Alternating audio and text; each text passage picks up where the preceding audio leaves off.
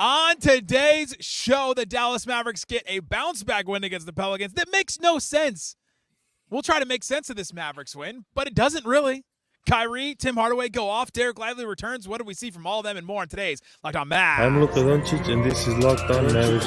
Locked On Mavericks. 10 Mavericks, NBA champions. It's good, and the Mavericks have won the game. If you don't believe, you shouldn't be here. Loyalty never fades away.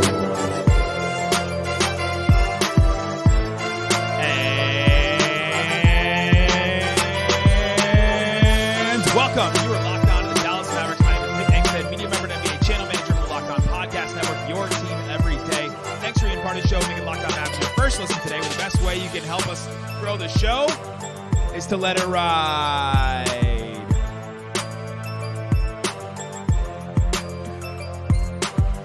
Listen every day, leave a 5-star review, like the video, comment anything below. Let me know in the comment section on YouTube. What's one reason the Mavs won this game today? Let me know that. Today's episode is brought to you by FanDuel. Make every moment more. Right now, new customers get $150 in bonus bets guaranteed to place a $5 bet. Visit FanDuel.com/lockedon to get started. And joining me, the post-game prodigy. What you got for me, Slightly Biased? I gotta be honest, the music is blaring. But we're really letting it ride. We're really letting it ride today. We are really letting it ride. My God, what a game. The Mavs get the win. I would not believe it unless I'm literally looking at it in the arena right now. 125-120. Tim Hardaway Jr. and Kyrie go off for 83 combined. An insane game for the Mavericks. A game that we'll talk about Lively's impact. We'll talk about Maxey having an impact. Grant Williams, Jason Kidd sticking with Grant Williams when no one else believed in Grant Williams, maybe not even his mother. And then we'll talk about Josh Green's impact. So many guys had a big impact. But this Mavs team lost to the Pelicans team with 4 essentially starters out for them yesterday. Their 3 best players and Trey Murphy. They lost to them yesterday. We called it the other day. We called it an inexcusable loss. We're trying to explain how the Mavericks lose a game like that, trying to make sense of it. Couldn't really. Put the blame on Jason Kidd. And then they come back in this game. Mavs still don't have Luka. They don't have Derrick Jones Jr. They don't have Exum. Essentially, Luka and 2 starters for the Mavericks. And then the Pelicans get all their guys back. They're basically fully healthy. And then they lose. The Mavericks get this win where they played incredible in the first quarter. The middle 2 quarters, I thought, oh, God, here we go. Here comes this Mavericks team back again. They can't defend this team. They can't get the right offense going. And then the fourth quarter came back, and the first quarter Mavs just came back in this one. And, wow, what a weird, whiplash. The whiplash in this game was almost as big as the whiplash I'm having with the Dallas weather this week. We literally had a 65-degree day on Thursday, Friday. Something like that. And then this morning I woke up to 13 degrees and it was snowing outside. And I braved the elements and made it to the AAC. And I'm still here on this Martin Luther King Jr. Day. And, man, what a whiplash moment for the Mavericks. Another one where the first time the Mavs played the Pelicans, they played the 2 games in a row. They destroyed them in the first one and got destroyed in the second one. And now another whiplash little series here. I just make it make sense slightly. I can't make it make sense. None of it makes sense. It's a hilarious, they went 5-2 on the road on the homestand. And if you told everyone that before, it'd be like, okay, good, perfect. We probably lost to the Knicks, probably lost to the Timberwolves, or split one against the Pelicans, but a good job nonetheless. But it is games like these. This is exactly what we talked about a few days ago. It's games like these that make the losses so frustrating, because it's we see it with our own 2 eyes what this team can do. So I don't like the record comparisons to this team, last year's team. It's they're such different teams. They are such different teams in such different places. But man, what an incredible, their most improbable win of the season, I think, hands down. Just with how the flow of the game was going in the second and third quarter, where you led by 16 at the end of the first quarter, you were down by, I think, 7 going into the fourth. It was just a huge swing over the second and third quarter. And to pull out a win where it just didn't, in the third quarter, it didn't even feel possible for them to tighten up and go on a run big enough. Their biggest deficit in this game was 10. And it felt at points there's no way this team could make up a 10-point deficit with how they're playing, and they pull it out at the end. I mean, incredible stuff. It did feel like, and the Pelicans have been good. The Pelicans went on a 5-game losing streak, basically to start the season. It ended with that Mavs loss when they played those 2 games, not back-to-back nights, but back-to-back. And then they've been 20-10 since then. Now 20-11, which is a good number. But they've been really good. Like this Pelicans team has been very, very good recently. They've been, like they should be up there without that 5-game losing streak at the beginning of the season. They'd be up there with some of the best teams in the West right now. And so this is I think you're right. This is probably the Mavs' most improbable win they got. And they got it on the back of Kyrie Irving and Tim Hardaway Jr. just making ridiculous shots over and over again. I mean, there's a video, I think Grant Asaf posted it before, that Kyrie was playing horse before this game with some guys, like playing with Shamgar and some of the coaches. Then he was playing with some kids, like hours before the game started.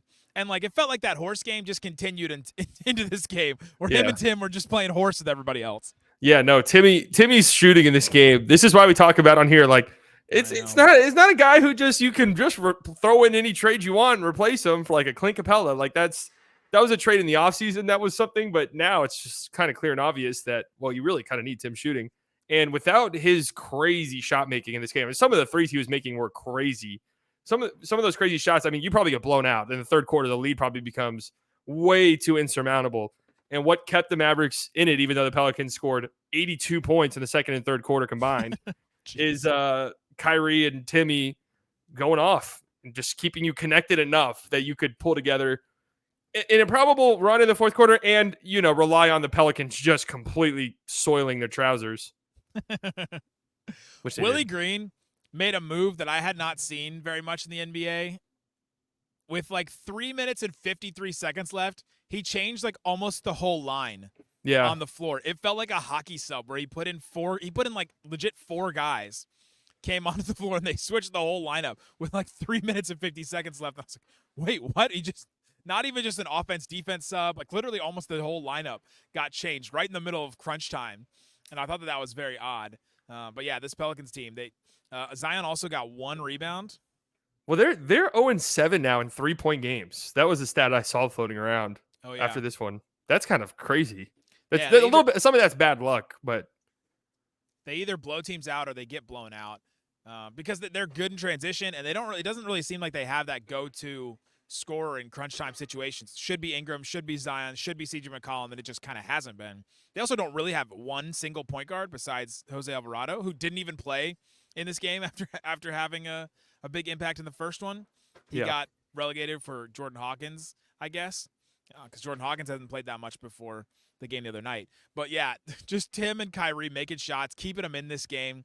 Tim makes some really loud mistakes. He had some really bad turnovers in this one. He had some really bad defensive possessions, but you're right. Like his shooting kept them close in this game and just improbable shots. I mean, just hitting ridiculous stuff. And it's him as a player is one of the reasons why the Mavs have such a high variance in terms of they can beat teams at any given night and they can lose to teams at any given night. And it's because of him. And so when you do talk about a trade for Tim, like you've got to get something back that's guaranteed to me. You've got to like improve in one area a lot so that you don't have such a high variance, right? Like maybe you won't beat some of these teams like this if you get somebody else, but maybe you don't lose to teams like the Grizzlies or like this Pelicans team the other night.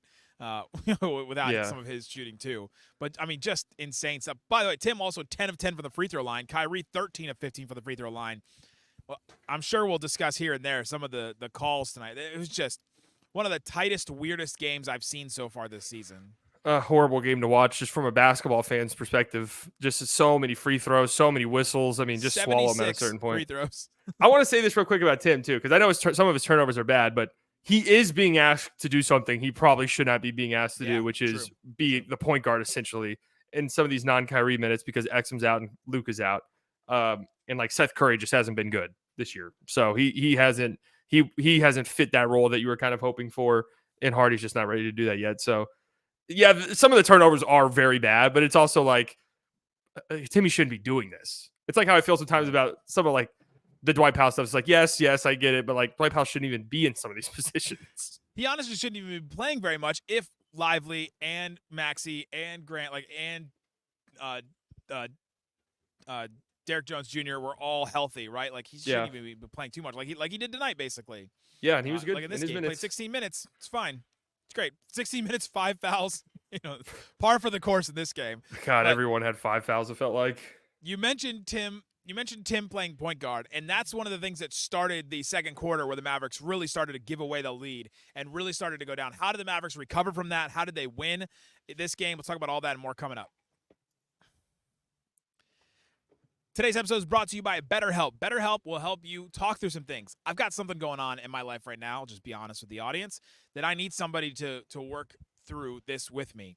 I meet with them online once a week. I need somebody to keep up with me. I need to have somebody in the room to bounce ideas off of. I just lay at night and I'm typing out stuff and I'm thinking about things. If you are in the same boat as me, or if you just have anything in your life that's bugging you, that's causing you anxiety, anything like that, this is honestly a pitch for therapy. This is honestly a pitch for therapy that everybody needs it. Everybody's got something in their life, some trauma that you need to work through from your past that keeps resurfacing. You've got some things in your life you've got to talk through. Check out BetterHelp. BetterHelp can help you. I've definitely benefited from therapy. If you're thinking about starting it, give BetterHelp a try. It's entirely online, designed to be convenient, flexible, and suited to your schedule. Celebrate the progress you've made already on your own, but then get some real help with BetterHelp.com/LockedOnNBA. You'll get 10% off your first month. That's BetterHelp, HELP.com/LockedOnNBA.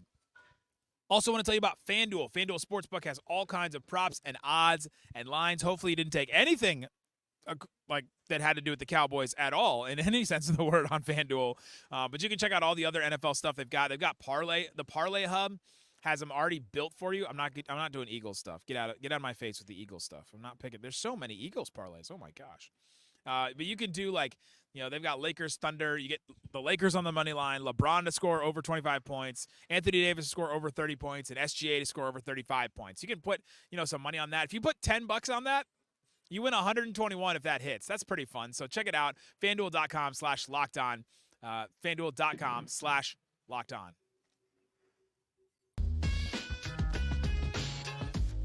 Thanks, everybody, for hanging out with us on Locked On Mavs, being part of the show, part of the Raccoon Squad, listening every day. Appreciate each and every one of you for listening. I appreciate one specific listener today that came and gave me a gift. Now, we've talked about the Locked On Mavs stickers that I give out at games, right? Got stickers. They're these little square stickers like this, about the size of a piece of medical, I guess, equipment that someone would use. They look like condoms, and people have told me that, and it's become a running joke. And so today, a listener walks up and hands me this.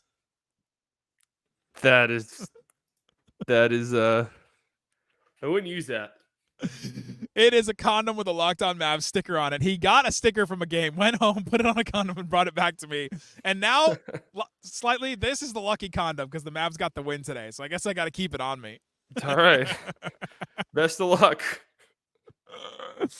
Oh, my gosh. I was dying when he handed that to me. So funny. That thing's going to stay in your pocket forever. It will not be used. I'll tell you that much. Mavs get the win in this one. The first quarter was it felt like the Mavs had just such a bounce back win, or had such a bounce back as effort as far as their intentionality, as far as their defense. The Pelicans, they were only in the game because of the free throws. They shot 11 of 12 from the free throw line in the first quarter. After the first quarter, they had a 76% foul rate, which the foul rate is how many free throws you make per 100 field goal attempts. So they were on pace to take a million free throws in this game. That was the only thing really keeping them in this game. And I think some of it was the Pelicans just hadn't woken up yet. It was an early game. It was a 1:30 start. Yeah. Cold outside. You're coming in. It's just everybody's off their game, and the Mavs coming off a bad loss. But the Mavs took advantage of it in the first quarter. Yeah, and a lot of it, too, was just having size and Lively, so they couldn't do all the stuff out of Valanciunas that they did a couple nights ago. And then also having Maxey, too, to just sort of stymie some of those Zion, drives and sort of help build that wall. When it's Maxey and Lively there, it's a lot more intimidating than some of the smaller Mavs units, which they went to later in this game that were complete and total fiasco. But, it was a really good start. I mean, obviously, like you said, the Pelicans just weren't really playing that great early on, and then they did turn it on significantly in the second and third quarters. But, it was a good start. Lots of fouling. That didn't really go away throughout the rest of the game. So much And the fouling. Pelicans started making shots to go along with the fouling. So then the defense really collapsed after that. But yeah, I think I don't know how much of it, to be honest with you, is the Mavericks were really good defensively early on, and how much of it was the Pelicans were just really rough offensively. It's a mixture of both. I wanted to maybe save this for a little later, but you're right to bring it up now. Lively and Maxey made a big impact. They played them together at some time. Yeah. Sometimes in this game, and Lively just starting. He had 3 offensive rebounds in the first quarter. He had 2 defensive rebounds. He altered a couple of shots. A Jonas Valanciunas post up, a CJ McCollum drive, just the ones that I'm remembering off the top of my head. And just having him and just having some size there makes it changes the game for what the Mavericks do. Yeah. He's such an I saw Tim Cato tweet, I don't think it's hyperbolic to say that Dereck Lively literally saved this era of Mavs basketball because he came in and brought exactly what they needed, and he's a rookie, a 19-year-old rookie still. Yeah, if they didn't draft Lively, or if Lively wasn't ready or something, I honest to God do not know what this season looks like. It's probably a disaster. You got if you're kind of a doomer about this season, I can't even imagine how it would look if they did not draft this 19-year-old kid out of Duke who's just like Tim Cato said, probably saved the Luka era, honest to God. And was supposed to be a project too, but he comes in and he's so poised, and all the great things we've said about Lively, bring them all back for this one because he was that good, and he was just they didn't have the pick and roll stuff going as well because Luka wasn't playing, obviously. So that didn't pop as well, but still the rebounding, the altering shots at the rim, just being a big body. They just needed him so badly, and it was so evident in that first quarter. Running the floor, too. He had that one that one play in the first quarter where he was running the floor, got fouled, and went to the free throw line, hit both of his free throws. Just a huge impact. Yeah, and you saw the 19-year-old body on display. Twisted his ankle. You know what I'm talking about. Okay. Because I'm not 19 years old. If I twist my ankle, no. Put that thing back. Put that thing away. I was what the? Put that thing away. I twist my ankle. It's maybe a 3 to 4 year recovery period before I'm feeling oh, my ankle kind of feels fine now. He's back out there nothing ever happened. No, he's running around. He's made of titanium, and he's only going to get stronger too. I keep remembering that. I watched him, and I see him next to Jonas Valanciunas. I'm like, oh yeah, this is probably the smallest Lively's ever going to be as far as putting on weight and all that. He's only going to add more, and he's just going to be a big problem. Well, Jonas is also one of the biggest beefy boys in the league, so just a huge beef boy. He's a massive beef boy. What went wrong in the second and third quarters for you? The Pelicans just decided, oh wait, I can't just walk right into the rim. It was the classic, the Mavericks have all of these defenders where they're either too small. The guys who can keep guys in front of them are sometimes just too small and get bullied. And the guys who are big enough to not get bullied have a really hard time keeping guys in front of them. So it was this tough matchup. I thought the help defense, Devin Harris was pointing this out on the broadcast too. The help defense was really bad, where the guys in the gaps who should be there to help close off lanes were either way too late, and it led to a lot of fouls, or either just not there at all, which led to a lot of layups. And the Pelicans just relentlessly, it was a relentless attack on the rim in the second and third quarter. I don't even know how many threes they made. It felt like next to none. Yeah, 3 of 7 in the second quarter, and then in the third quarter, they were 4 of 5 in the quarter. So they hit a good amount of them, but didn't take a ton because they didn't have to. No, yeah. And then the free throw barrage. Just a horrible game to watch. A lot of them were fouls, to be fair, but it's just.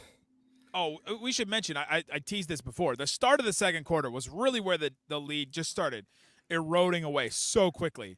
Yeah. Kids started with a Curry, Tim Hardaway Jr., AJ Lawson, Maxey, and Dereck Lively lineup, which is literally 5 finishers on offense, 5 guys that finish plays as far as catch and shoot and pick and roll, just 5 finishers. And I was just where are you expecting this offense to come from? With Tim and Curry. Tim and Curry just haven't been good enough. Tim Curry is a great actor and an amazing person, but Tim and Curry are just not getting it done for you. I have to Google search Tim Curry on offense. He was the Nigel Thornberry voice. He was he was Hook in Hook. Just a legend. Tim. All right, yeah, I see. I know who he is now. I'm bad with names. That's it. Show me a face and I'm good. But that was brutal. 14-2 start in that second quarter because I think just the offense, they're making terrible mistakes. They couldn't get any real shots up, and that was some of the complaints that Reggie and I were making yesterday on the show about Kidd not having that second gear on offense to turn to. But coming up, the Mavs did figure out some way to turn it on. They won in the fourth quarter. How did they get that win? We'll talk about that and more coming up. Today's episode is brought to you by Jace Medical. Everybody has concerns in your life. Some of the concerns are financial. Some of the concerns are health related. And if you're concerned about the future and what would happen if there was an emergency, right now we've got this snow happening. It doesn't happen very often. I see all of you laughing at all of us here in Dallas, Texas for saying that 13 degrees is cold and that our little 1 centimeter of snow is a lot of snow, but still it can affect some things here. And so according to the FDA, pharmacies are running out of antibiotics like amoxicillin right in the middle of the worst flu season in over a decade. It can be scary out there, and you don't want to have that helpless feeling. Jace Case can help you to be something that can give you peace of mind, knowing that you have 5 different antibiotics that treat a long list of bacterial illnesses, including UTIs, respiratory infections, sinuses, skin infections, among others. This stuff could happen to any of us. Visit jacemedical.com to complete your physician encounter. It will be reviewed by a board-certified physician.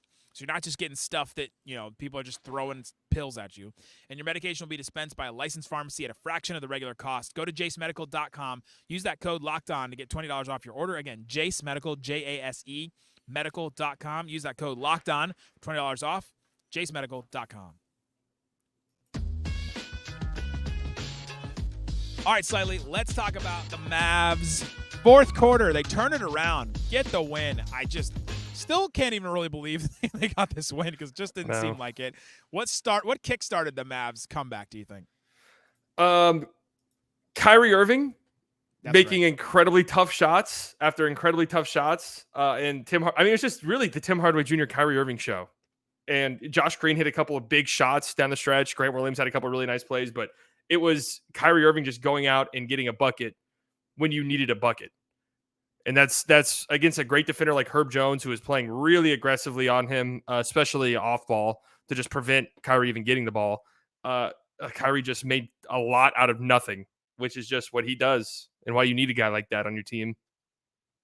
Huge. He checked back in the fourth quarter. I was tracking the non-Kyrie minutes. The Mavs got outscored 17-23, which is not terrible. Got outscored by 6 without Kyrie on the floor, but still it's something to watch. And he comes back into the game at about the 9:30 mark. They were down by 8 at that point. And you're just like, all right, how are they going to create enough offense and how are they going to get enough stops to get the win or to even come back at all? And then a couple minutes go by. It's kind of like the same thing. Mavs are down 104-111. They get in the bonus. Josh Green misses 2 free throws, so bad taking advantage of that situation. And Kidd puts in Kyrie, Tim, Josh Green, Maxey, and Lively. I'm like, all right, here we go. This is it. This next couple minutes right here will turn the tide for the Mavericks. Either they're going to get beat in these minutes and they're going to lose this game, or they're going to kickstart a comeback and they'll keep it close and maybe win, maybe not. The next couple of minutes there, they have some of the best plays that they had all game. And it came off of a Tim Hardaway 3 off of 2 Dereck Lively offensive rebounds. That was huge. And then another Lively offensive rebound where he just ripped the ball away from Jonas Valanciunas. I just wrote in my notes, Lively, huge big man rebound in that play. And he kicked out another Tim Hardaway Jr. 3. And the Mavs took the lead back in that spot at about the 4:15 mark. And that stretch right there from 6:30 to 4:15 was just such a big run. It was not a big run as far as points. It was an 8-0 run, but they just needed an 8-0 run like that. They just needed something to kickstart them, and that carried them basically through the end of the game. Yeah, some of those, the Dereck Lively offensive rebounds won the game for the Mavericks because they, like you said, they got 2 threes off of offensive rebounds from Dereck Lively down the stretch in a game they won by 5. So obviously really big, but those rebounds, a lot of Dereck Lively's rebounds come from him being a smart rebounder, but also just being a freak athlete and being really big and just going up and getting them. These were grown man, like you said, just going up against one of the stronger sitters in the league in Valanciunas and just literally forcing his will and ripping the ball out of his hands. It was incredible. And then that one Tim 3 off that Lively rebound, the ball's flying around and Tim gets a little sidestep dribble off of a wild closeout. It was when Tim hit that shot, I was like, oh my God, they might win this game. It hadn't sunk in then. That 3 made it a 2-point game with 4 minutes left, 4:54 left. So I was like, oh my God, they actually might do this. And then from then on out, it was Tim and Kyrie just making tough shots. And that's what they needed down the stretch. I thought, are you going to talk about this? they Grant? knew that they couldn't get stops. Okay, well, yeah, Grant had some big plays, and they elected with 17 seconds left in a 2-point game to intentionally foul Zion instead of playing defense. What an interesting decision. It was a decision based on personnel. Yeah. I think. Yeah, because 17 seconds left. Mavs are up by 2, and there's a bunch of people on Twitter like, "Oh my God, did they know? Did Maxey know that they didn't have a foul to give? Did they know that they're only up by 2?" And I was like, I think he just did that on purpose because I think that they didn't think, and he missed one of the free throws, so it worked out. Yeah, it ended up being the right thing, and then Kyrie's gonna make his free throws on the other end. So, but yeah, I also do want to mention in clutch, Grant Williams. Kid stuck with Grant Williams, and he finally made a 3 with like 3 minutes 30 seconds left, and it was like I was just cracking up, and there were some Pelicans media people here, and I just looked over at them. They're like, "Oh my God, really? The one time he's gonna make a play is like in crunch time when they desperately needed it. After he had like airballed that other 3 where he just held the ball the whole time." Well, that 3 from Grant is like what you kind of see from Maxey when he's struggling, when he's like really indecisive, or Josh Green, where he got the ball and there was 1 second on the shot clock and he had to shoot. Yeah, like there was no thinking about it. It was all right, just shoot that thing. Like you have no choice, and it went in. And then he did airball another one, but everyone was making fun of Grant for that one. I don't know if that was his fault. I mean, he got a grenade. Right? Yeah, he got a grenade and a pretty good closeout. But kids sticking with Grant though, you've got to give him credit because I thought he made some good plays down the stretch. Yeah, he's not like his game is not going to stand out to you in the box score. 7 points, 1 of 4 from 3. He had that other layup, and then he had another shot too. But he had 7 assists in this game. He had that huge pass to Josh. Mm-hmm. It was a minute 30 left. Kyrie gets doubled. Mavs are used to getting doubled. Luka gets doubled all the time. And then Grant was the guy that got the ball out of the double team and just chucked that ball from the left, basically the left side of the court, all the way to the right side of the court, right to Josh Green in the corner. And Josh Green made another clutch 3. Got to give him credit because now that's 2 clutch 3s for Josh in the last like 3 games that he's made. But Grant Williams, kids sticking with Grant Williams, worked in this one. Yeah, it really is a very encouraging sign how comfortable this Mavericks team is playing in the short roll in those 4-on-3 situations when a guy gets doubled. Like it kind of does feel like no matter who it is, no matter who the guy in the middle is, whether it's Lively, who's really good at it, Powell, who's also good at it, or Grant, like feels like they make the right play almost every time. And that is going to be very big. It's especially in postseason settings where you're probably going to see that coverage a pretty fair amount down the stretch of games. To have guys who are very comfortable in that situation is really important. And yeah, you got to give a ton of credit to Grant. I still can't believe that coaching decision to potentially foul. I honestly, I don't think this is me saying this in hindsight. I think it was genius.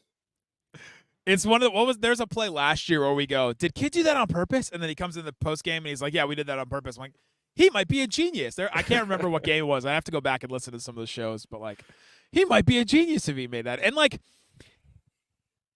I'm leaning in for all the audio listeners. Like, he is a basketball genius. Like, for as much as we're gonna like talk about Jason Kidd, oh, he's so stupid. How could he not play this guy? And how could he? This is so obvious.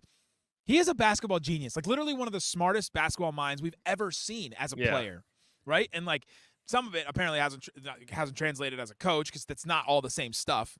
But like, he is one of the smartest basketball minds. Yeah, he forgets more about basketball in a single day than we'll probably ever know about the sport. There's so many jokes I could take with him. I know.